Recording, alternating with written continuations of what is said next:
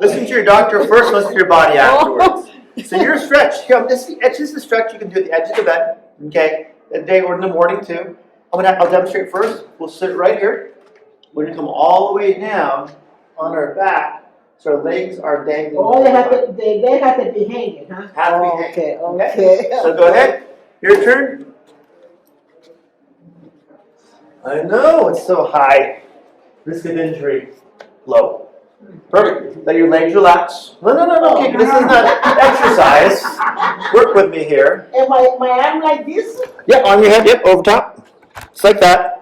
And what is this one for? This is to make the back looser. So if your legs are relaxed, your back muscles relaxed to back here, they're relaxed. Then these muscles get out of the way because you're lying down. Now your spine can stretch. So your muscles can stretch, your back, your ligaments and your muscles and your spine can stretch open to get that back looser before you get out of bed.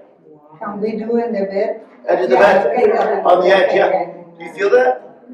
Good, right? This is you. So it's a 5-minute stretch. I recommend 5 minutes because ligaments need time to really open up.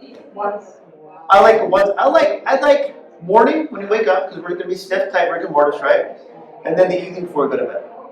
Twice a day. You do it in the too? 2 times a day. So, because when we're sleeping, we naturally type when we're sleeping, so we want to make sure we wake everything up. We go to bed looser too.